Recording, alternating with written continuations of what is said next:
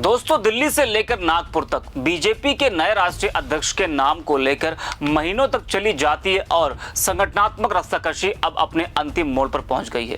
राजनीतिक गलियारों में यह खबर आग की तरह फैल रही है कि आखिरकार संघ की पसंद ने पार्टी के भीतर चले ब्राह्मण बनाम ओबीसी युद्ध को समाप्त कर दिया है। मोदी और शाह, जो अक्सर पार्टी में अपने प्रभाव के लिए जाने जाते हैं, इस बार संघ के फैसले के आगे हाथ जोड़ने को मजबूर दिखे। आपको बता दें कि बीजेपी के सियासी महाभारत में ब्राह्मण बनाम ओबीसी की जंग ने आखिरकार थमने का संकेत दे दिया है। राष्ट्रीय स्वयंसेवक संघ ने अपनी पसंद पर मुहर लगा दी है और पीएम नरेंद्र मोदी व गृह मंत्री अमित शाह भी इस फैसले को टाल नहीं पाए। पार्टी अध्यक्ष पद पर लंबे मंथन के बाद संघ की इच्छा के आगे सत्ता के शीर्ष नेता झुक गए। यह घटना भारतीय जनता पार्टी की आंतरिक गतिशीलता को उजागर करती है, जहां वैचारिक संघ का प्रभाव राजनीतिक निर्णयों पर भारी पड़ता है। लेकिन सवाल यह है कि क्या यह संघ का अंतिम फैसला है या फिर यह सिर्फ एक तात्कालिक समाधान है जो आने वाले चुनावों की आग में झुलस जाएगा। आरएसएस और बीजेपी का रिश्ता माँ बेटे जैसा बताया जाता है, लेकिन हकीकत में यह एक सियासी सौदेबाजी का खेल है।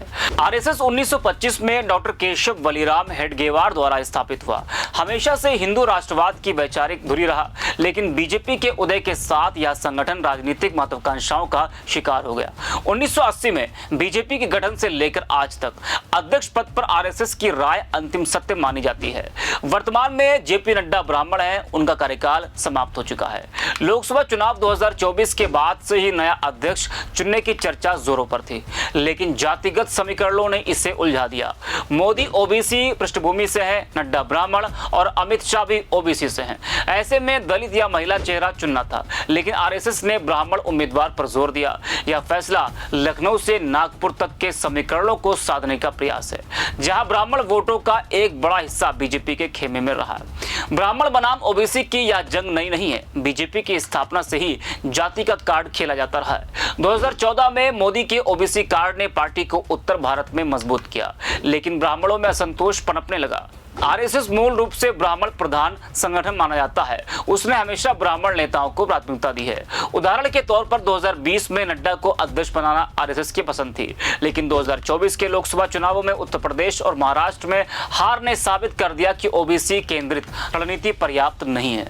आरएसएस ने अब ब्राह्मण चेहरा थोप दिया, जो मोदी शाह की पसंद के खिलाफ था। सूत्रों के मुताबिक शिक्षा मंत्री धर्मेंद्र प्रधान और पर्यावरण मंत्री भूपेंद्र यादव के नाम आगे थे, लेकिन आरएसएस ने इन्हें खारिज कर दिया।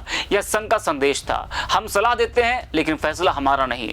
लेकिन हकीकत में संघ का असहमत होना ही फैसला डालने का कारण था।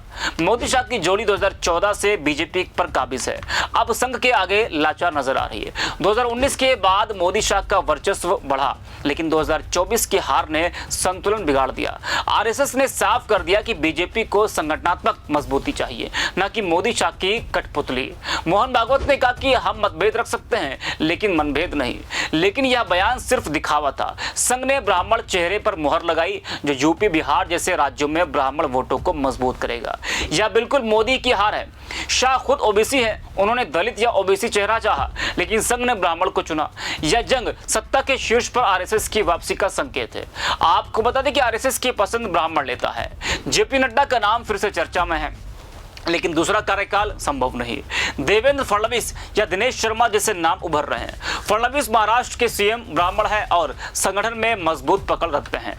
शर्मा यूपी से ब्राह्मण चेहरा है। आरएसएस चाहता है कि अध्यक्ष ऐसा हो जो मोदी के बाद पार्टी को संभाल सके, लेकिन ओबीसी लॉबी चुप नहीं बैठेगी। शिवराज सिंह चौहान या धर्मेंद्र प्रधान जैसे नाम अभी भी लटके हैं।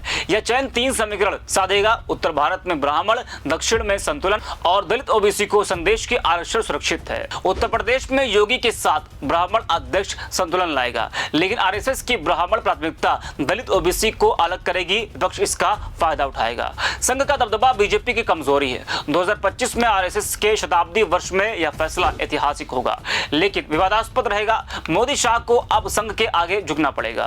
यह जंग खत्म हुई, लेकिन नई जंगें शुरू होंगी। बीजेपी का भविष्य जातिगत संतुलन पर टिका है। अगर आरएसएस ब्राह्मणवाद जारी रखेगा तो ओबीसी दलित विद्रोह होगा। संघ की पसंद पर मुहर लगी, लेकिन बीजेपी की सत्ता डगमगा सकती है। वहीं इस खबर पर आपकी राय क्या है, हमें कमेंट करके बताइएगा। फिलहाल के लिए इस खबर में इतना ही। ऐसी तमाम बड़ी और राजनीतिक खबरों के लिए बने रहिए 4PM के साथ। धन्यवाद आपका।